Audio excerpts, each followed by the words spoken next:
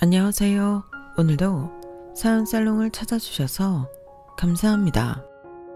저는 결혼 9년 만에 남편과 이혼하고 지긋지긋한 10월대에서 탈출한 40대 여성입니다. 아이는 아들, 딸 둘 있고요. 현재는 아빠 없이 제가 혼자 키우고 있어요. 그리고 오늘로 제가 이혼한 지 2년하고도 3개월이 되었는데 오랜만에 전 남편에게서 연락이 와서 너무나도 신난 나머지 이렇게 사연을 보내게 되었어요. 그리고 제가 왜 신이 났냐면 그 인간이 자기가 너무 힘들다고 저더러 도와달라고 했거든요. 물론 그럴 이유 없다고 딱 잘라 거절해버렸는데 그 인간이 힘들다고 구걸하는 걸 보니 지난날에 제가 겪었던 아프고 서러웠던 날들에 작게나마 위안이 되는 것 같아 그렇게 기분이 좋을 수가 없었어요. 왜 옛말에 뿌린 대로 거둔다고 했잖아요. 그만큼 그 인간과 그 가족들이 저에게 참 모질게 굴고 무시했는데 아마도 그 사람들은 자기들이 저한테 도와달라고 구걸하는 날이 올 줄은 상상도 못했을 거예요. 그리고 장담하건대 정말 지푸라기라도 잡고 싶은 심정으로 최후에 저에게 연락을 했을 건데요. 그러게 저에게 조금이라도 따뜻하게 대해주고 가족으로 생각해줬다면 그 인간들이 그렇게 나락으로 떨어지는 일은 없었을 겁니다. 사실 제가 그렇게 모진 사람은 아니거든요. 마음도 약하고 정도 많아 손해를 많이 보는 성격인데 이런 제가 오죽당한 게 많으면 다른 사람도 아닌 애들 아빠인데 도와달라는 부탁을 거절했겠어요. 그만큼 저도 맺힌 게 많은데 지금부터 그 이야기를 여러분들에게 들려드릴까 합니다. 혹시 결혼을 고민하거나 결혼하고 싶은 마음이 있는 여성이라면 제 이야기를 귀담아 들어주셨으면 좋겠어요. 제가 왜 이런 말을 하냐면 세상엔 며느리 편 들어주고 현명한 시부모님도 있다고 하지만 저는 아직 그런 시어머니를 본 적이 없거든요. 누가 뭐라고 해도 며느리보다는 자기 아들이고 며느리는 무슨 봉인 줄 알고 부려먹고 벗겨먹으려 하는데 적어도 아직 결혼하지 않은 여성이라면 자기의 미래의 시어머니에 대해 한 번쯤 생각해 볼 수 있는 계기가 되었으면 좋겠어요. 그럼 지금부터 본격적인 제 사연을 소개해 보겠습니다. 저와 전 남편은 같은 회사에서 만났어요. 정확히 얘기하면 제가 처음 회사에 입사했을 때 남편이 저에게 반해 1년 가까이 쫓아다녀서 사귀게 되었는데 지금 생각하면 남편이 하도 회사에서 저를 좋아한다고 떠들고 다녀서 저도 세뇌당한 듯 넘어가게 된 것 같아요. 어찌나 순해 보인 척 저에게 잘하던지 한 번은 그게 질투난 여직원들이 저에게 이런 말을 했어요. 혜진 씨는 좋겠다. 솔직히 말해봐요. 지금 즐기고 있죠? 그래도 너무 튕기지 마요. 같은 여자가 봐도 좀 짜증나니까. 박 대리님 정도면 괜찮지. 너무 뻗대다 다른 여자한테 뺏기지 말고 잘 생각해 보라고요. 이런 말을 했는데 기분이 나쁜 건 물론이거니와 아무리 생각해도 그 여직원이 남편을 좋아하는 것 같아 나는 괜찮으니 네가 고백해보라고 말했죠. 그러자 그 여직원은 얼굴이 시뻘개져서는 말까지 더듬었는데 나중엔 찔렸는지 저에게 화를 내기 시작했어요. 희진 씨, 진짜 웃긴다. 남자가 좀 좋아해준다고 너무 잘난 척하는 거 아닌가? 희진 씨 그거 알아요? 희진 씨 은근히 재수없어요. 라며 저에게 악담을 하기 시작했는데 그냥 그때 그 여직원이 남편 놈을 저에게서 뺏어갔다면 얼마나 좋았을까? 결혼하고 그런 생각을 참 오래도록 했었네요. 하지만 그것도 인연이었던 건지 주변에서 하도 몰아가는 분위기에 저도 휩쓸려 남편을 만나게 되었는데 본인은 아니었지만 1년 넘게 제가 튕겼던 입장이라 저는 남편에게 약간의 미안한 마음이 있긴 했거든요. 그래서 몇 번 만나보고 아니다 싶으면 정리하자는 마음으로 가볍게 남편을 만나기 시작했는데요. 그런 제 마음도 모르고 좋아하는 남편의 모습에 저도 그만 마음이 약해져 버렸어요. 그 여자 직원의 말처럼 저도 마음속 한가운데서 남편의 애타는 모습을 보고 즐긴 것 같기도 하더라고요. 그래서 이런 저를 좋아해주는 남편에게 점점 마음이 기울기 시작했고 저희는 그렇게 정식으로 사내 커플이 되었어요. 그것도 마치 내일 당장 결혼이라도 할 것처럼 회사에서 유명한 커플이 되었는데 그렇게 연애를 시작해 4년을 만나고 제가 임신을 하게 되었어요. 저는 설마 했다가 임신 테스트기에 2주를 확인하고 머릿속이 하얗게 변했는데 연애 기간이 길었긴 했어도 그때는 결혼에 대한 이야기가 없었기 때문에 이걸 어떻게 해야 하나 바보처럼 혼자 끙끙 앓았어요. 그리고 떨리는 마음으로 남편에게 임신 사실을 이야기했는데 그때 남편도 당황한 듯 보이더라고요. 저는 솔직히 갑작스럽긴 해도 남편이 좋아했으면 좋겠다 생각했는데 그것도 제 욕심이었던 건지 저는 남편한테 처음으로 실망했어요. 하지만 이내 남편은 자기가 놀라서 그런 거라며 당장 결혼하자고 프로포즈를 했고 저는 시간을 좀 달라고 했는데 그때 고민을 정말 많이 했어요. 남편과 결혼하는 건 나쁠 것이 없었는데 어쩐지 순서가 바뀌어 꼭 아이 때문에 결혼을 하는 것처럼 느껴졌거든요. 그리고 주변에서도 그렇게 생각할 것 같아 그 점이 자존심이 상했는데 그래도 제 자존심 때문에 일을 그르칠 수는 없었어요. 서로 그동안 결혼 얘기는 딱히 오간 적이 없었다고 해도 저는 남편과 결혼을 염두하고 있었기 때문에 나름 남편과의 결혼에는 확신도 있었는데 남편이라면 가정을 꾸려도 충분히 좋은 남편이자 가장 그리고 아이의 아빠가 될 거라고 생각했거든요. 그래서 남편의 프로포즈에 그러자고 답했고 그렇게 결혼 준비에 들어가나 싶었는데 아무리 아이를 가졌다고 해도 결혼으로 가기까지 그 과정은 쉽지 않았어요. 뭐? 엄마가 생선 장사를 하셔? 그것도 아빠 없이 혼자? 어머나 세상에 내 아들이 어쩌다 그런 집 사위가 된다는 거야. 엄마 왜 말을 그렇게 해? 장모님이 생선 장사를 하는 게 뭐? 그게 이상한 일이야? 우리 생선 자주 사 먹고 좋아하잖아. 이게 지금 그거랑 같아? 갑자기 애부터 가져서는 너 솔직히 말해봐. 내 아들 발목 잡으려고 일부러 그랬지? 여보 진정해. 아무리 그래도 애를 여자 혼자 만드나? 우리 아들도 책임이 있지. 당신 지금 누구 편이야? 왜 여기서 제 편을 들어? 왜? 애 생겼다고 하니까 혹해? 막말로 그 애가 누구 애인지 어떻게 아냐고. 진짜 속상해 죽겠네. 나는 만나는 여자 있다고 하길래 누군가 했더니 고작 저런 집 딸이었어? 야골라. 이럴 줄 알았으면 지난번에 간호사 선짜리 들어왔을 때 보라고 할걸. 엄마 그만 좀 해. 내가 뭐 엄마 그런 자리 나가라고 하면 나가는 사람인 줄 알아? 그리고 네 맞아. 함부로 말하지 마.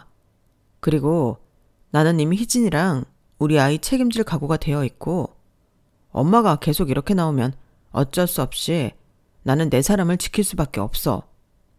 뭐야? 내 사람? 웃기고 자빠졌네. 너는 눈이 앞통수에 붙은 게 맞아? 도대체 뭘 보고? 다 보고. 희진이 진짜 좋은 사람이고 내가 첫눈에 반해서 쫓아다닌 사람이야. 그래서 엄마가 더 열받는다는 거야.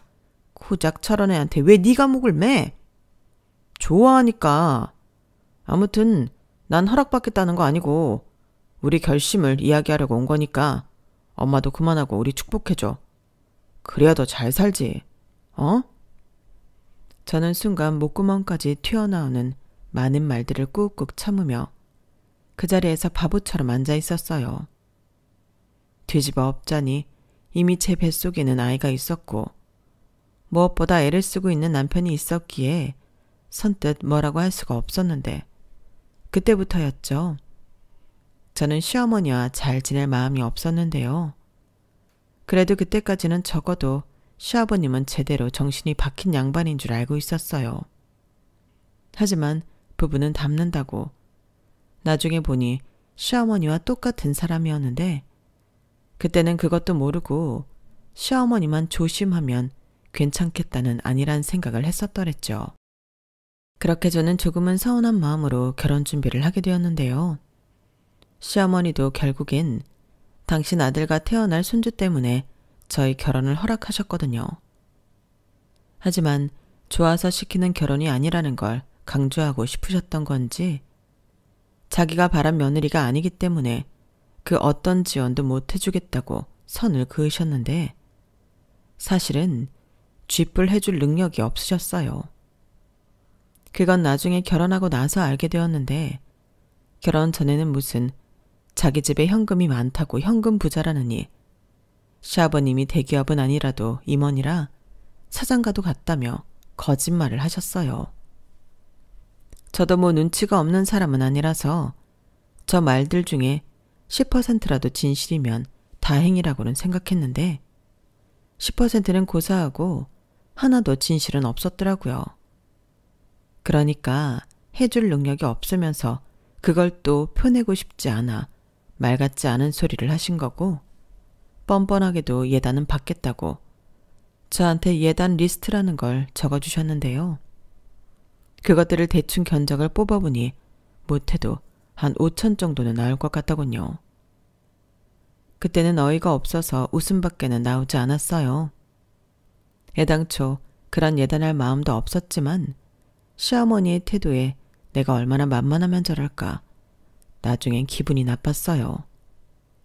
그리고 만약 그때 남편이 정신이 나가서 저더러 그 예단들을 다 해와야 한다고 했다면 저는 미혼모가 될지언정 남편과는 결혼하지 않았을 텐데 남편은 저보다 더 흥분하며 난리 부리더라고요.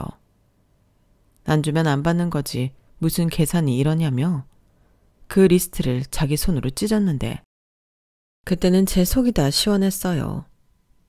그리고 그런 남편의 행동에 저는 더 남편을 믿을 수 있게 되었는데 저도 단순했죠.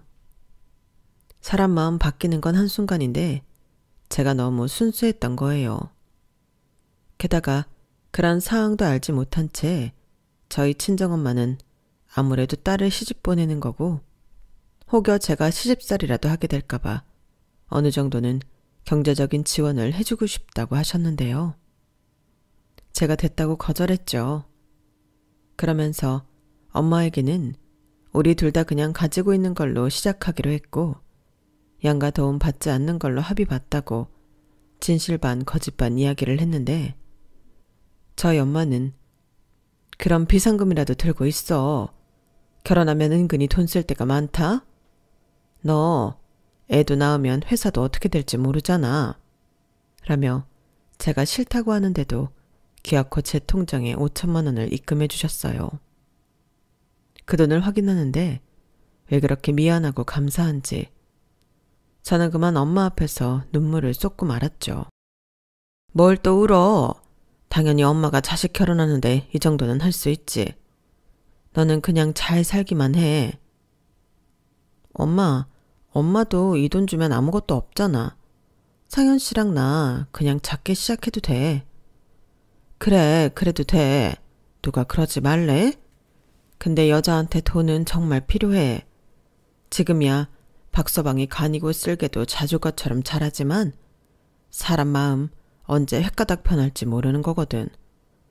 그냥 뒷주머니 하나 차고 있으면 그게 믿는 구석이 되고 그래. 그리고 엄마 돈 있어. 너 언제 엄마가 돈 쓰는 거 봤어? 나는 벌 줄만 알고 쓸 줄은 모르는 사람이야. 너 그거 줬다고 엄마 돈 없지 않아. 정말? 이 돈 나 줘도 엄마 돈 있어? 그럼 서방 없는 년이 돈이라도 있어야지. 엄마는 무슨. 그게 현실이야. 이런 말 좀 그렇지만 돈이 그렇다. 무시당하지 않고 나를 지키려면 필요해. 박서방이랑 사돈들이 안 그러길 너무 바라지만 혹여라도 아니다 싶으면 그 돈 믿고 너 하고 싶은 대로 해. 엄마가 그러라고 주는 돈이야. 그리고 앞으로 엄마가 버는 돈도 다 너를 위해서 버는 돈이고. 됐어. 나는 엄마 돈 필요 없으니까 이제부터라도 돈 쓰는 재미로 살아. 아니다. 내가 매달 용돈도 주고 엄마한테 효도할게. 하요, 시집갈 때 되니 철든다고. 엄만 네 말만 들어도 고맙다. 그리고 잘 커져서 엄마가 정말 고마워. 저희 엄마는 울고 있는 저에게 고맙다며 제 머리를 쓰다듬어 주셨어요. 워낙에 아빠 없이 저랑 엄마랑 둘이 살아 그런지 저랑 엄마는 늘 이렇게 서로를 애틋하게 생각했는데 저는 다른 엄마들도 저희 엄마처럼 그러신 줄 알았죠. 하지만 저희 시어머니는 전혀 그런 사람이 아니었는데요. 그래서 더 제 결혼 생활이 힘들었던 것 같아요. 그리고 저는 저희 엄마의 말을 듣고 그 돈은 정말 비상금으로 갖고 있었는데요. 심지어 남편한테도 비밀로 했죠. 아무래도 돈이라는 게 사람의 마음을 간사하게 만들기도 하잖아요. 그래서 시부모님이 먼저 경제적인 지원은 못 해준다고 하셨으니 저도 안 받는 걸로 일단락하고 죽이 됐든 밥이 됐든 저희 힘으로 결혼을 하자고 남편과 합의를 봤어요. 그렇기 때문에 신혼 초에 돈 때문에 고생을 좀 하긴 했는데 제가 또 출산하고 회사를 쉬어야 했기에 남편이 외벌이 생활을 꽤 했죠. 그래도 저는 적어도 그때까진 행복했어요. 돈은 없었지만 다른 모든 것들이 넘치게 행복했는데 결혼 후에도 남편이 워낙에 저한테 잘해줬기 때문에 아무런 문제가 되지 않았거든요. 그리고 저 역시 일을 하지 못하는 상황이라 가계부까지 쓰며 돈을 한 푼 한 푼 아끼며 생활했는데 우리 세 식구 못 살 것도 없더라고요. 그러다 아이가 3살이 되었을 때는 제가 다종적으로 퇴사 처리가 되었기에 다른 회사에 취직하게 되었고 그땐 또 둘이 보니 돈이 금방 모이는 것 같았는데 기쁨도 잠시 회사에 들어간 지 1년도 되지 않아 둘째를 갖게 되었어요. 사실 저희는 둘째 계획은 없었거든요. 그런데 저희 부부를 찾아온 아이를 도저히 외면할 수 없었고 저는 또 출산과 함께 회사를 그만둬야 했는데요. 그래도 남편은 태어난 아이가 딸이라 너무 좋아했어요. 아들보다는 딸을 갖고 싶어 하던 남편이라 눈에서 꿀이 뚝뚝 떨어지더라고요. 하지만 그런 좋은 시간도 잠시 둘째가 두 돌이 되어갈 쯤인가 남편은 예전 같진 않았는데 갑자기 그때부턴 저더러 며느리 노릇에 신경을 쓰라고 잔소리를 하기 시작하더군요. 마치 저를 자기 대신 효도를 하기 위해 결혼한 사람처럼 말을 기분 나쁘게 했는데 그땐 정말 깜짝 놀랐어요. 우리 엄마한테 전화했어? 아니, 어떻게 된 게 며느리가 시부모한테 이렇게 관심이 없냐? 너 이러다 벌 받아. 그러지 말고 내일은 전화도 하고 낮에 시간이 있을 때 애들 데리고 우리 집에 좀 다녀와.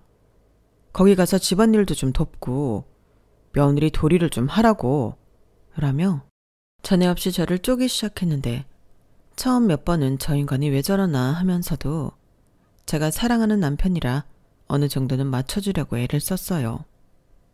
그런데 제가 아무리 노력을 해도 어쩐지 남편은 성에 안 차는 듯 보였고 저만 보면 자꾸만 한숨을 쉬는데 그러던 어느 날 시어머니가 혀를 끌끌 차며 그러셨어요. 넌 요즘 거울 안 보니? 왜 이렇게 살이 쪘어? 너 관리 안 해? 내가 남자라도 집에 와서 푹 퍼져 있는 너 보면 집에 들어오고 싶지 않겠다. 여자는 죽을 때까지 관리하는 거야. 아무리 살림하고 애 키운다고 해도 그거 다 핑계다. 라고 말씀하셨는데 애 둘을 키우는데 관리를 하라니 저는 시어머니의 말이 막무가내처럼 들렸어요. 하지만 어째 남편이 저한테 눈길도 주지 않는 게 점점 시어머니의 말이 맞는 것도 같았는데 저는 힘든 와중에도 다이어트를 하며 다시 예전처럼 남편이 저를 봐주길 바랬죠. 하지만 뭐가 문제인지 제가 관리를 해도 남편의 태도는 달라지지 않았는데요. 거기에 역효과로 시어머니만 기세등등해서는 저를 무시하기 시작하셨어요. 그때도 저를 가장 참지 못하게 했던 건 친정엄마를 비하하는 막말이었는데 남편은 이제 더 이상 저 대신 화를 내고 싸워주지 않더라고요. 게다가 시어머니가 그러시니 시아버님도 덩달아 선을 넘을 때가 종종 있었는데 왜 하필 비린내 나는 생선장사를 하냐며 자기는 세상에서 비린내가 제일 싫다고 하셨어요. 저희 엄마가 차리면 보내주는 비싼 생선은 혼자 다 드시는 분이 저런 말씀을 하시니 저야말로 그런 시아버님이 싫었는데 당신이 내뱉은 말이니 저는 그 이후부터 시댁에 생선 선물이 가지 않도록 했어요. 제가 생색도 낼 겸 직접 들고 가고 싶다고 엄마에게 말을 해서 배송을 가지 않게 했고 저희 집에 도착하게 했는데요. 그 생선 저희 애들이 맛있게 먹었죠. 그런데 그 생선이 정말 입에서 살살 녹을 정도로 맛있었는데 저희 엄마의 마음까지도 고스란히 느껴지는 것 같았고 그런 저희 엄마의 성의를 무시했던 시부모님이 더욱더 미웠어요. 그리고 시어머니는 그나마 보내주던 생선도 안 보내는 거냐며 사람이 짜다느니 딸 시집 보내고 성의가 없다느니 또 저희 엄마 흉을 보셨는데 어차피 이러나 저러나 좋은 소리는 하지 않을 거라는 걸 알기에 대꾸도 하지 않았죠. 그러자 그 막말의 수위는 점점 높아졌는데 저희 엄마더러 초등학교는 졸업하셨냐는 등 낄낄거리셨어요. 저희 엄마가 생선 장사를 해도 중학교까지는 나오셨거든요. 그런데 저희 시부모님 모두 중학교 중퇴로 엄연히 따지면 국민학교 졸업이 최종 학력이셨는데요. 남들 앞에서는 각자 중졸, 고졸 거짓말을 하셨는데 모든 사실을 아는 저로서는 너무 웃기는 상황이었죠. 그래서 저희 엄마 중학교까지 나오셨다며 중학교 이름도 말씀드렸는데 저더러 거짓말하지 말라고 하시더라고요. 정작 거짓말은 자기네들이 하고 다니면서 말이죠. 아무튼 이렇게 시부모님과 저는 사이가 단 한 번도 좋았던 적이 없었어요. 무조건 당신 아들이 더 잘나고 당신네가 저희 친정보다 모든 것이 월등하다는 걸 강조하고 싶어 하셨어요. 한마디로 유치하기 짝이 없었죠. 그런데 문제는 남편도 그런 자기 부모님의 생각에 점점 동조한다는 거였는데 아무래도 제가 일을 하지 않고 집에서 살림이나 하고 있으니 그런 것 같더라고요. 에휴, 살림이나 하는 네가 뭘 알겠니? 그리고 머리는 언제 감은 거야? 맨날 그렇게 틀어 올리니까 대머리 같아. 상투라도 튼 거야? 네가 남자냐? 그래도 회사 다닐 때는 화장도 하고 긴 생머리에 옷도 잘 입고 예뻤는데 내 눈이 삐었지. 저런 여자를 뭐가 좋다고 쫓아다녔을까? 뭐? 지금 말 다 했어? 그럼 애 낳지 말고 나더러 계속 일하라고 했어야지. 아니, 왜 나랑 결혼했어? 나는 뭐 이렇게 사는 게 좋은 줄 알아? 어머님, 아버님, 우리 엄마 무시하는 거 알지? 다 알면서 자기도 모른 척하고 있잖아. 받아먹을 건 다 받아먹으면서.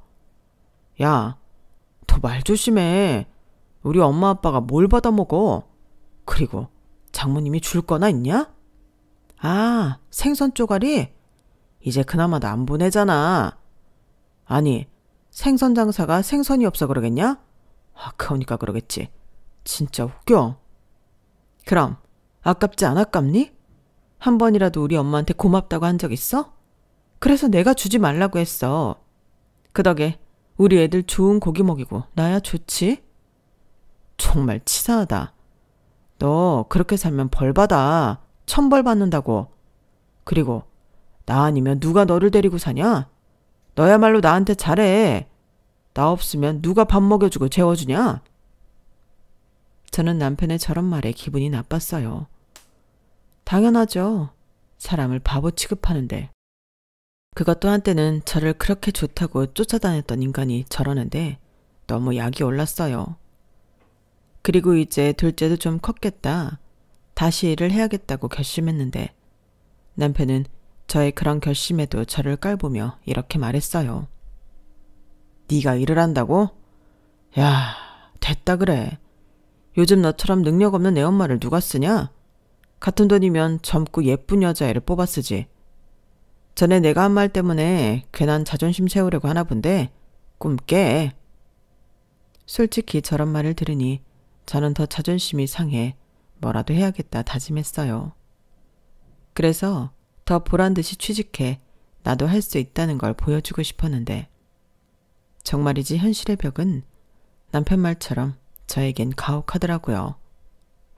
어린애가 있다고 하니까 파트타임도 시켜주지 않으려고 했거든요. 그러다 보니 이력서만 낸 곳이 거진 50군데가 넘었는데 그러다 보니 남편은 더 기고만장해졌어요. 마치 자기가 데리고 살지 않으면 저는 굶어 죽는다는 듯 으스대기 시작했는데 시부모님은 저희 친정엄마를 무시하고 남편은 저를 무시하니 제 결혼 생활은 최악 중에 최악이었어요. 하지만 꼭 죽으라는 법은 없는 건지 드디어 저를 채용해 주겠다는 작은 회사가 있었는데 그 회사의 사장님이 자기도 일을 다시 시작했을 때는 경력 없는 애 엄마라 고생이 많았다며 저에게 처음으로 손을 내밀어 주셨죠. 그러면서 환경이 아닌 저라는 사람만을 봐주시겠다고 하셨는데 저에겐 생명의 은인 같으신 분이셨죠. 그래서 제 능력이 되는 한 최선을 다해 일하고 싶었어요. 이렇게 일할 곳이 있다는 것이 전에는 몰랐는데 감사한 일이더라고요. 게다가 제가 취직을 했다고 하니 그동안 저를 무시하고 으스대던 남편도 많이 당황했는지 어쩔 줄을 몰라 했는데 그때는 그래도 오랜만에 복수다운 복수를 한 것 같아 기분이 좋았어요. 비록 워킹맘이 된 제 삶도 쉽지만은 않았는데 제 손으로 돈도 벌 수 있으니 몸은 힘들어도 마음은 행복했죠. 그 뒤로 제 결혼 생활은 행복하다고는 할 수 없었지만 그럭저럭 살만했는데 여전히 저희 엄마를 무시하는 그 못된 태도에는 변화가 없었는데요. 그러던 중 제가 결혼 8년 차가 되었을 때 비극이 시작되었어요. 저희 엄마가 새벽에 오토바이 사고를 당하셨는데 하필이면 그 오토바이 운전자가 음주를 한 상태라 뺑소니를 쳤다고 하더라고요. 그러니 바로 병원으로 옮겨졌으면 살았을 저희 엄마가 차가운 바닥에서 생을 달리하셨는데 그 뺑소니범도 귀신같이 사라져 잡기가 쉽지 않다고 들었을 때는 저도 제정신으로 있을 순 없었어요. 그야말로 울다 쓰러져 힘든 시간을 보내야만 했는데 그때 시어머님이 그러시더라고요. 혹시 니네 엄마 빚있는 거 아니지? 재산은 바라지도 않는데 빚이라도 있으면 그건 큰일이잖아. 그리고 설사 그런 빚이 있다고 해도 이제 너도 보니까 네가 해결해라. 네 엄마 빚이니까 내 아들이랑은 상관없잖아. 내 말 무슨 뜻인지 이해했지? 라고 하시더라고요. 정말이지 그 말을 듣는데 서운하기보다 사람이 얼마 전 엄마를 잃은 사람한테 저런 말을 할 수 있는 건지 혐오스러웠어요. 그리고 자기가 무슨 잘못을 한지도 모른 채 저더러 복 나가니까 울상짓지 말고 자기 아들이랑 손주들 밥이나 잘 챙겨주라고 하셨는데 그러시면서 남편과 또 시아버지에게 마치 아무 일도 없었다는 듯 웃으면서 시덥잖은 농담을 하셨어요. 그뿐만이 아니었죠. 깔깔깔거리는 시어머니 웃음소리와 시끄럽게 떠들며 맞장구 치는 남편, 그리고 시아버님의 목소리까지 저는 정말이지 듣기가 힘이 들었는데요. 내가 왜 이 사람들과 가족으로 살고 있나. 그 사람들이 모두 피도 눈물도 없는 악마처럼 보였어요. 당연히 오만정이 다 떨어졌죠. 그리고 그때부터 사실상 이혼을 결심한 상태였는데 저도 몰랐던 의외의 상황이 저를 기다리고 있더군요. 저희 엄마의 장례를 치르고 정리하는 과정에서 저희 엄마에게 생각지도 못한 많은 재산이 있었다는 걸 알게 되었어요. 무려 월세가 꽤 나오는 건물까지 있었는데 이런 걸 왜 저한테까지 말씀을 하지 않으신 건지 너무 의아했어요. 그런데 언제 적어놓은 건지 알 수 없는 엄마의 편지가 있었는데 그 편지를 읽고 저는 또다시 목 놓아 울 수밖에 없었어요. 알고 보니 저희 엄마가 제 불행한 결혼 생활에 대해 다 알고 있었더라고요. 시어머니가 저희 엄마를 찾아와 행패를 부렸다고 했는데 그나마 주던 생선도 안 보내니 그걸 받고 싶어 가신 모양이었어요. 마치 맡겨놓은 것을 찾으러 온 사람처럼 왜 이렇게 사람이 염치가 없냐고, 자기들 주던 그깟 생선이 아까웠냐고 따진 듯 했는데 처음에 제게 다 무슨 말인가 하던 엄마는 시어머니가 말하는 본세를 보고 제가 한 말들도 있으니 대략의 상황을 눈치채셨던 것 같아요. 그리고 생선 장사나 하는 집 딸, 자기는 처음부터 싫었다며 자기 아들이 아깝다고, 제가 일부러 자기 아들 발목을 잡기 위해 임신을 했다는 듯 저희 엄마 가슴에 대못을 박으셨는데 저희 엄마는 억장이 무너졌을 텐데도 저에겐 아무 말도 하지 않으셨어요. 아마도 제가 더 상처받고 힘들어할 것을 걱정해 저희 엄마가 애끓는 심정으로 참았던 거겠죠. 그리고 그 이후부터 저를 위해 이런 재산을 모으셨다고 편지에 적어 놓으셨는데 거기에 더불어 저를 위해 이혼 변호사까지 알아보셨다 하더라고요. 그때 명함도 같이 있어서 저는 회사 월차를 내고 그 변호사님을 찾아가기도 했는데 변호사님이 엄마가 제 걱정이 많았다며 말씀을 하기 시작하셨어요. 그러면서 저희 엄마는 언제가 될지는 모르지만 제가 이혼을 하게 되면 도와주라고 하셨다고 했는데 그렇게 말씀하시면서도 제가 가능하면 잘 살길 바라셨다고 하셨어요. 이혼녀가 된 제가 힘들까봐 그 걱정도 많았다 하더라고요. 거기에 당신이 언제가 될지 모르지만 죽게 되면 유산 정리까지 변호사님에게 위임한 상태라고 하셨는데요. 그래서 조만간 엄마 때문에 저에게 연락을 할 생각이라고 하셨어요. 모든 서류를 준비하느라 시간이 좀 걸렸다고 하셨어요. 그런데 제가 이렇게 먼저 알고 찾아올 줄은 몰랐다며 저희 엄마의 사고에 깊은 유감을 표현하셨는데 한 입을 덮고 살던 남편보다 낫더라고요. 그리고 저는 갑자기 엄마의 유산 상속을 받으며 졸지에 돈방석에 앉게 되었는데요. 어차피 할 이혼이었지만 이렇게 된 거 복수는 제대로 하고 싶었어요. 그래서 일부러 친정 엄마에게 받은 유산 서류를 남편한테 흘렸고 남편은 무심코 서류를 보다 저희 엄마가 건물주였다는 사실을 알게 되었는데요. 어찌나 놀라던지 무슨 로또 1등이라도 된 사람처럼 이게 사실이냐고 물었어요. 그래서 일부러 야구를 하고 아무 말도 하지 않고 그 서류만 남편 속에서 낚아채웠는데 그러자 남편은 안달이 났는지 왜 대답을 하지 않냐며 화를 냈고 저는 눈을 흘기며 말했어요. 관심 꺼. 우리 엄마 건물이야. 야, 어떻게 관심을 꺼. 장모님 건물이면 이제 상속받았으니까 네 거잖아.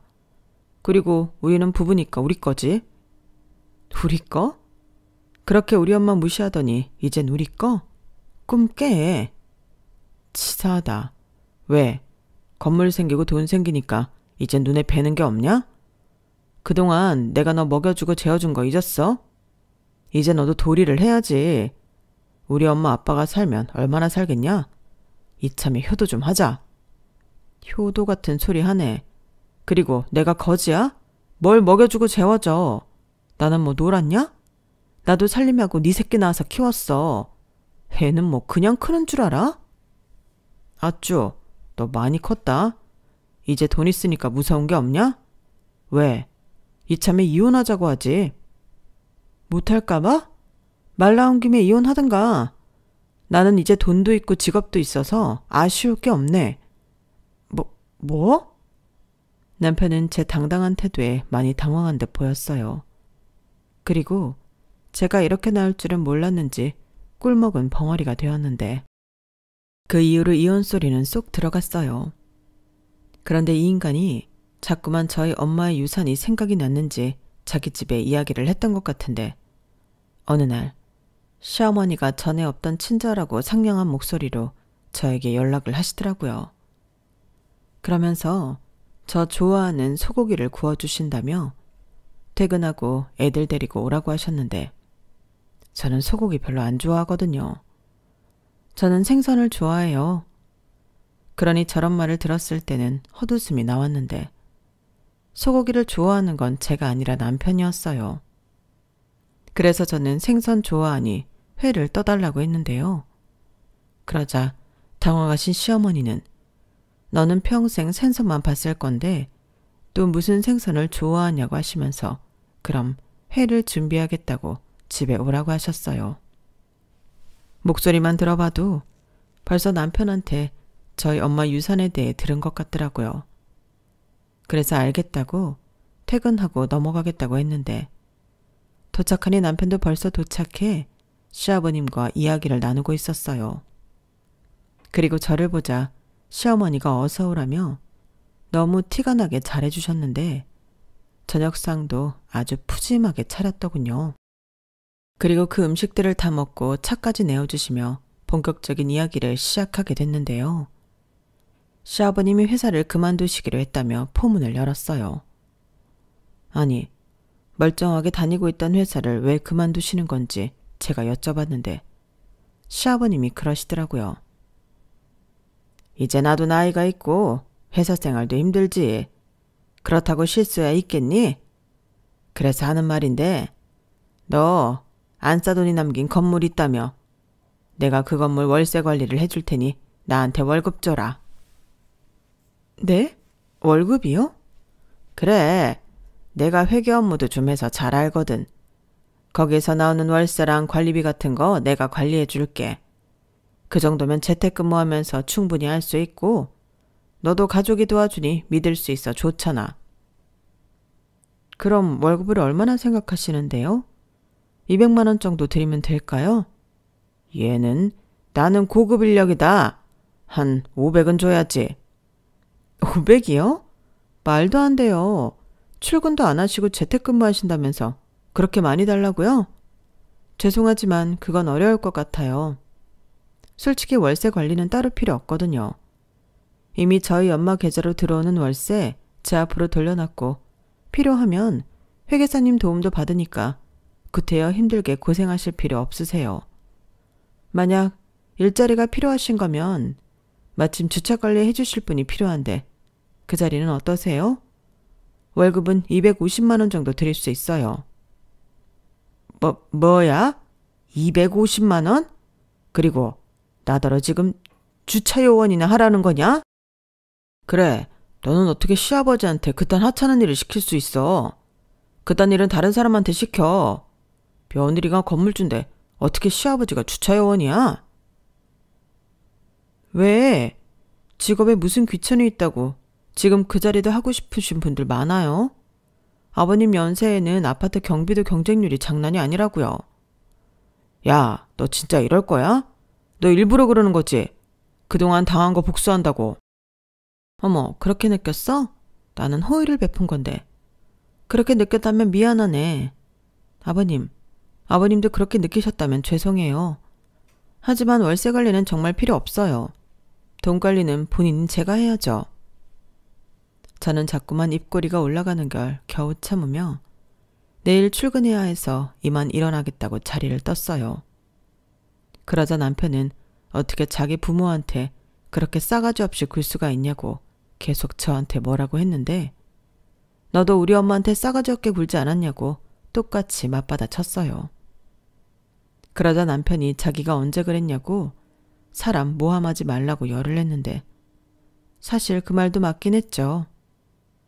남편은 결혼하고 거의 저희 친정에 가지 않았고 심지어 용돈 한 번 드린 적이 없었는데 처갓집에 가면 비린내가 나고 저희 엄마가 저희 집에라도 온다고 하면 정색을 하고 싫어했는데 제 입장에서는 그런 행동들도 모두 장모에게 예의 없고 싸가지 없는 행동이라고 생각했어요. 사실 맞잖아요. 하지만 남편은 제가 자기를 모함했다며 정색을 했고, 제가 시중에 돈이 생기니 사람이 180도 바뀌었다며 저를 비난하기 시작했는데, 그냥 자기가 시키는 대로 하라며 시아버님에게 용돈으로 매달 500만 원씩 입금해 드리라고 하더라고요. 정말 말도 안 되는 소리였죠. 500이 무슨 남의 집 애완견 이름도 아니고 말이 되는 소리를 하라고 남편의 말을 딱 잘라버렸는데, 남편은 분명 화가 머리 꼭대기까지 났을 텐데도 참는 것 같았어요. 친정엄마 말대로 돈이 좋긴 하더라고요. 그리고 그 일은 거기서 더 번지지 않고 일단락이 되었는데, 문제는 시댁의 생활비였어요. 시아버님의 수입이 사라졌으니 돈 나올 구멍이 없어졌잖아요. 그래도 뭐 아들인 남편이 알아서 할 거라고 생각했는데, 저희 집은 남편이 생활비 말고는 자기 돈을 자기가 관리하고 있었거든요. 그러니 저는 알 필요가 없다고 생각했는데, 그 이후부터 또 다른 문제가 생겨났어요. 어머님이 원래도 돈이 필요하시면 여기저기서 돈을 자주 꾸러 다니셨던 모양이더라고요. 물론 그때는 돈을 빌리면 갚고 해서 문제가 될 게 없었는데, 생활비가 부족해 돈을 꾸셨으니 그 돈을 갚기가 어려웠던 거겠죠. 그리고 제가 시댁에 다녀오고 반년 정도 지났을 때였는데, 시어머니 친구라면서 어떤 분이 저를 찾아 제가 다니고 있는 회사까지 찾아오셨어요. 한마디로 시어머니가 빌린 돈을 저더러 갚으라고 하더라고요. 뭐라고요? 저희 시어머니가 빌려간 돈을 저더러 갚으라고요? 그래. 시어머니가 빌렸으면 며느리가 갚아야지. 유산도 많이 받았다며. 건물도 있고. 그럼 내 돈 정도는 당장 갚아줄 수 있잖아. 나 그 돈 우리의 학비야. 하도 급하다고 난리 부르스를 쳐서 빌려줬더니 이러면 어떡해? 아니, 죄송하지만 그 얘기를 왜 저한테 하시냐고요. 제가 빌린 게 아니잖아요. 뭐야? 그 옆에 내가 며느리가 갚아주기로 했다고 기다리라고 했는데 이제 와서 딴소리야? 제가 갚아주기로 했다고요? 그래. 그래서 내가 여기 찾아왔잖아. 이봐봐. 그쪽 명함 아니야? 그 옆에 내가 자기 며느리 여기 회사 다니고 있고 건물 주소까지 알려주면서 건물도 보여줬어. 저는 그분의 말을 듣고 이건 또 무슨 헛소리인가 머리가 아파왔어요. 그러니까 시어머니가 저를 팔고 돈을 빌려 쓰셨다는 건데, 그분 말에 의하면 제가 다 책임져 줄 거라고 했다 하더라고요. 그러면서 자기 말고도 10명 넘게 있다며 다들 여기 찾아올 거라고 했는데, 저는 그 말이 더 무서웠어요. 그래서 그분 있는 자리에서 시어머니에게 바로 전화를 걸었고, 이게 다 무슨 소리냐며 내가 왜 빌리지도 않은 돈을 책임지냐고 소리치며 말했는데요. 그러자 조금 놀라는 듯 하더니 이내 아, 시끄러워. 너는 무슨 고작 이런 일로 어른한테 소리를 지르니? 너 돈 많잖아. 그냥 네가 좀 갚아라. 라며 뻔뻔하게 나오셨어요. 그러면서 제가 하도 싸가지가 없어서 그랬다며 자긴 전혀 불편하지 않다고 하시는데, 그게 시작이었어요. 그분 말고도 다른 분들도 저를 찾아 회사로 돈 달라고 찾아오셨는데, 창피한 건 물론이고 도대체 얼마나 많은 돈을 저를 팔고 빌려 쓰신 건지 그걸 알려면 그 창피를 감수할 수밖에 없었어요. 그리고 남편 역시 제가 500씩 용돈을 드렸으면 이럴 일이 없다고 제가 제 무덤을 판 거라며 그 돈을 다 갚아주라고 했는데, 거진 다 합쳐보니 원금만 7, 8천만 원이 되더라고요. 이자까지 하면 1억이 넘었는데, 제가 아무리 친정엄마에게 많은 돈을 상속받았다고 해도 그 돈을 갚아줘야 할 이유는 없었어요. 그러자 시어머니는 시집 올 때 예단도 해오지 않았지 않냐며 그 예단 지금 해준다고 생각하고 당신 빚을 갚아달라고 했는데, 남편도 그때는 그 말이 맞다고 했어요. 정말 기가 찼죠. 저더러 월세만 1,000만 원이 넘을 텐데 그깟 돈 못 갚아주냐고 제가 돈독에 올라 미쳤다고 했어요. 그 말을 듣는데 이젠 때가 되었다고 생각됐고 이보다 확실한 이혼 사유가 또 있을까 싶어 남편에게 이혼 서류를 내밀었는데요. 나는 이렇게는 도저히 못 산다고 도장을 찍으라고 했어요. 그러자 남편은 코웃음을 치며 네가 먼저 하자고 했으니까 위자료 내놔. 그 건물의 절반 정도면 되겠네. 라고 했는데 지금 생각해보면 이 인간은 제가 친정 엄마에게서 건물을 상속받았을 때 처음부터 이럴 생각이었던 것 같았어요. 자기는 이혼 소리하지 않고 기다렸다가 제가 이혼하자고 하면 그 책임을 저한테 떠밀면서 제가 가진 걸 위자료랍시고 뺏어갈 심상이었는데 어이가 없었죠. 정말 그게 말이 되는 소리라고 생각해? 무식한 거야? 아니면 날 바보로 하는 거야? 내가 이혼하자고 해서 그 책임이 나한테 있다고? 그럼 나한테 있어? 내가 바람이 났어? 도박을 했어? 너를 때렸어? 나는 가정을 지키고 싶었어. 근데 네가 이렇게는 못 살겠다며. 못 살겠구니까 그렇지. 내가 상속받기 전부터 나를 무시하고 괄시했잖아. 그리고 이건 그냥 불쌍해서 알려주는 건데 상속받은 재산은 재산 분할에도 안 들어가고 위자료로 청구할 수 없어. 법이 그래. 뭐? 법? 저는 평상시 갖고 있던 변호사님 명함을 그 인간 앞에 던졌어요. 내 변호사인데 궁금하면 전화해서 물어보라고요. 그리고 일주일 안에 도장 안 찍으면 나는 그냥 소송할 거고 나야말로 받을 수 있는 건 다 받을 거라고 큰 소리를 쳤는데 어찌나 속이 시원하고 후련한지 그동안 참고 기다린 보람이 있었어요. 사실 더 큰 거 하나만 터져라 하고 기다리고 있었거든요. 그리고 그런 저의 기대를 저버리지 않는 남편과 시부모님이었는데 남편은 벌써 변호사까지 만나고 다녔냐며 이젠 저더러 이혼하고 싶어 이런 상황까지 만들었냐며 개소리를 하기 시작했어요.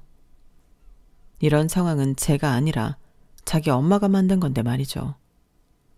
그래서 헛소리 그만하고 애들은 내가 키울 거니 양육비 줄 계산이나 똑바로 하고 있으라고 말한 뒤 짐을 싸서 애들과 나왔는데 애들은 무서워했지만 아빠보다는 엄마를 따랐기에 순순하게 저를 따라 집을 나왔어요. 다행히 엄마 집이 그래도 있어 그 집으로 갔는데 뭔가 씁쓸한 기분이 들었죠. 제가 잘 살기만을 바라던 엄마였는데 이렇게 이혼을 하게 되어 엄마 집에 돌아오니 새삼 너무 미안한 마음이었는데 그 사이 그 인간은 사실 파악이 되었는지 태도를 바꿔 잘못했다고 빌기 시작했어요. 분명 제가 알고 있던 법상식이 맞다는 걸 확인했겠죠.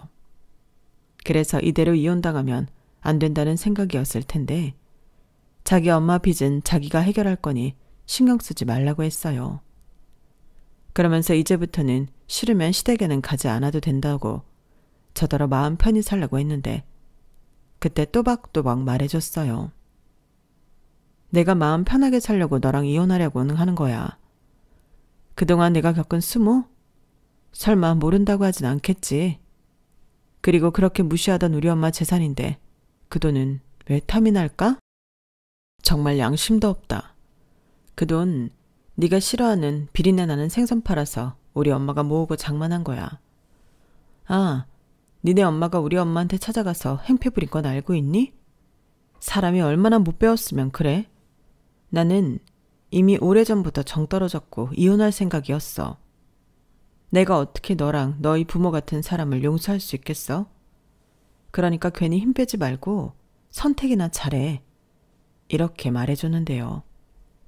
그러자 남편은 무릎까지 꿇고 빌기 시작했어요. 자기가 잠깐 정신이 나갔었다며 자기는 저 없으면 못 산다고 했는데 결국 저는 협의 이혼이 아닌 소송을 하게 되었어요. 어찌나 많은 일들을 겪었는지 증거가 될 문자도 많고 증인도 많았는데 저한테 돈 받으러 오신 분들이 기꺼이 증인이 되어 주겠다고 하더라고요. 그동안 며느리에 대해서 어떻게 말하고 떠들고 다녔는지 증언해 주셨는데 그 말을 듣고 있으니 남편이 고개를 들지 못하더라고요. 이렇듯 남편 쪽은 누가 편을 들어줘도 이상할 정도로 명분이 없었는데 결과는 당연히 저의 승리였죠. 양육권까지 모두 제가 다 가져오게 되었는데 남편은 위자료는 물론이고 매달 양육비로 180만 원씩 저에게 보내야 했어요. 그 사실을 알았는지 시어머니가 난리를 치긴 했지만 법이 내린 결과를 뒤집을 수는 없었죠. 그리고 제가 고마운 마음에 시어머니에게 돈을 빌려주신 모든 분들에게 어떻게 하면 시어머니에게서 돈을 돌려받을 수 있을지 그 방법을 알려드렸는데 집단 고소를 하실 수 있도록 변호사님을 소개해드렸어요. 그러자 남편은 꼭 그렇게까지 했어야 했냐며 저더러 너무하다고 눈물까지 보였는데 오만정이 떨어져서인지 울고 있는 남편이 하나도 불쌍해 보이지 않더라고요. 참고로 저는 위자료로 3천만 원을 받게 되었는데 남편은 그 돈도 지금 당장은 없다며 돈 받고 싶으면 우선 시어머니 빚부터 저더러 갚아달라고 하더라고요. 아니, 돈도 못 받는 입장에서 돈을 갚아줄 바보가 어디 있나요? 그래서 헛소리 좀 그만하라고 네가 나한테 돈을 못 주면 나는 법으로 받으면 그만이라고 남편 회사 월급에 압류 신청을 걸었는데 시어머니가 찾아와서 빌기 시작했어요. 자기 아들 인생 완전히 쫑나게 생겼다며 한 번만 봐달라고 했는데 집단 고소로 시어머니는 살던 아파트까지 팔게 생겼다 하더라고요. 수입이라고는 당신 아들이 버는 그 월급이 다인데 제가 압류까지 걸었으니 자기들 모두 죽으라고 하는 거라며 자기가 잘못했다고 자기 아들은 건드리지 말라고 했는데 고작 이렇게 저를 찾아와서 빌 것을 왜 그렇게 하셨냐고 저는 시어머니에게 그럴 수는 없다고 매정하게 말했는데 그러자 쌍욕을 하기 시작하셨죠. 야 이년아, 너는 악마야.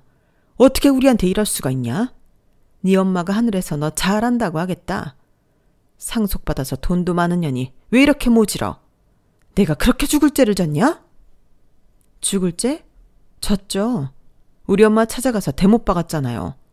아니 그건 무슨 거지근성이야? 줄 때 고맙다고 받아 먹으면 되지.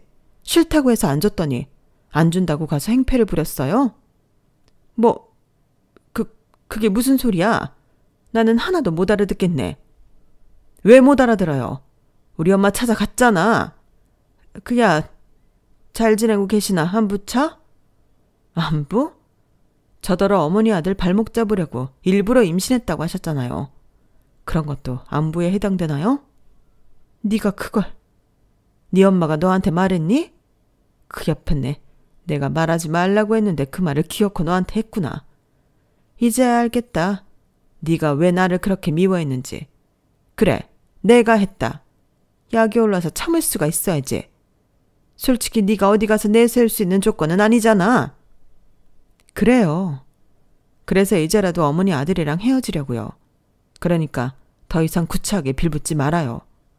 길바닥에 나앉았던 빚쟁이한테 쫓겨 살던 나랑 상관없으니까. 저게 정말? 야! 시어머니는 저렇게 아무 말도 하지 못하고 그 자리에서 털썩 주저앉았어요. 지푸라기라도 잡고 싶은 심정으로 저를 찾아왔겠지만 자기야말로 염치가 있으면 저를 찾아오면 안 되는 거였어요. 그리고 저는 이후로는 연락처 바꾸고 다니고 있던 회사도 그만두게 되었는데 더 이상의 민폐는 끼치고 싶지 않았거든요. 그리고 엄마가 남겨준 건물 관리를 하며 현재까지 두 아들을 잘 키우고 있는데 아이들이 엄마가 힘든 모습을 많이 봐서 그런지 참 잘 커지고 있어요. 남매가 사이가 어찌가 좋은지 동네에서도 칭찬이 자자한데 제가 너무 고맙더라고요. 그래서 남은 인생은 저희 아이들을 위해 살아갈 생각인데요. 저희 아이들은 어디 가서 무시당하지 않도록 잘 키울 생각입니다. 사실 저희 엄마가 남겨준 유산이 아니었다면 여기까지 오지도 못했을 일인데 그러니 어쩌면 남은 제 인생은 또 저희 엄마 도움으로 사는 것과 다르지 않다고 할 수 있겠죠. 그러니 하늘에 계신 엄마를 위해서라도 최선을 다해 아이들과 행복하게 살고 싶은 바람인데 제 연락처를 어떻게 알았는지 전 남편이 연락해 자기 처지를 구구절절히 설명하며 도와달라고 하니 더 통쾌했어요. 저는 잘 살고 있는데 그 인간은 그게 아니라는 게 눈으로 보이니까 너무 신이 나더라고요. 그리고 처음 마음 그대로 저와 아이들을 사랑하고 또 지켜줬다면 적어도 그렇게는 살지 않아도 되었을 텐데 부디 아주 오랫동안 후회하며 살았으면 좋겠어요. 인간이 그동안 고생을 많이 하긴 했는지 살이 아주 쏙 빠졌더라고요. 그래도 애들 아빠인데 저런 모습을 보니 마음이 안 좋긴 했는데 자기가 자처해서 만든 일 자기가 알아서 수습하고 살길 바랄 뿐입니다. 거기에 더불어 밀린 양육비도 빨리 해결해 줬으면 좋겠는데 그건 쉽지 않을 것 같네요. 그래도 상관없어요. 그냥 그 인간이 힘들게 산다는 것만으로도 저는 만족하거든요. 부디 쭉 그렇게 계속 힘들게 살길 바라며 저는 이만 글을 줄일까 합니다. 쓰다 보니 글이 많이 길어졌는데 제 긴 글 읽어주시고 들어주셔서 대단히 감사드립니다. 항상 건강 잘 챙기시고요. 매일매일 신나고 즐거운 일만 가득하시길 진심으로 바라겠습니다.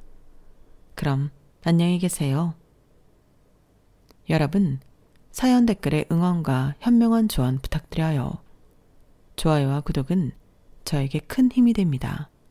오늘도 좋은 일 가득하세요.